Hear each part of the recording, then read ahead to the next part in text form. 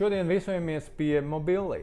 Lūdzu, pastāstiet, kas ir Mobilī, kāds pakalpojums tas sniedz? Mobilī ir viskaut kas. Mobilī ir stāvvieta apmaksa, vilcienu biļetes, autobusu biļetes, tramvaju biļetes, Rīgas sabiedriskā transportā biļetes. Mobilī ir automazgātuvu apmaksa, Mobilī ir elektrouzlādes Latvijā, Lietuvā, Igaunijā. Un muzeju biļetes un vēl kaut kādi mazāki pakalpojumi. Kas, tavuprāt, raksturo labu klientu servisu? Klientu servis mums ir fundamentāli, tiešām bez nekādas tādas liekļošanas. Klientu servis ir fundamentāli mūsu darbības pamata funkcija. Man šķiet, ka galvenais man kā vadītājam ir tikai un vienīgi darbinieki.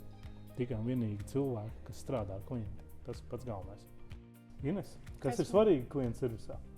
Man svarīgi ir, lai darbinieks sadzird klientu un saprot viņu.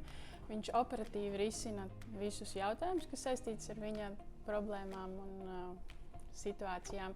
Un noteikti, kas kā odziņa ir, tas ir, kad viņš proaktīvi arī iedomājās, un to mēs arī darām, ka iedomājas, kas klientam vēl ir vajadzīgs, kas būtu tas, kas viņa ikdienu uzlabotu vēl labāk.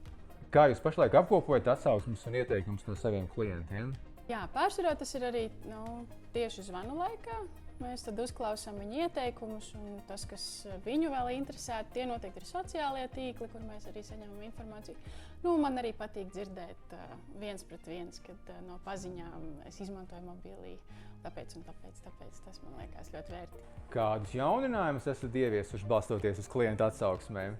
Jā, visinteresantākais, kas man atmiņā palicis, ir saistīts ar to, ka klients vēlējās ilgāk pagulēt, un tāpēc mēs izdomājam tādu funkciju, kā stāvvietu var uzsākt iepriekšējā dienā par nākamo dienu. Kas motivēja pieteikties dalībai komplimentu mēnesī un ko no tā sagaidāt? Mums vienkārši patīk dažādas ievērtdēlības, tāpēc mēs nedomājot daudz pieteicāmies un gribam redzēt, kas nu būs.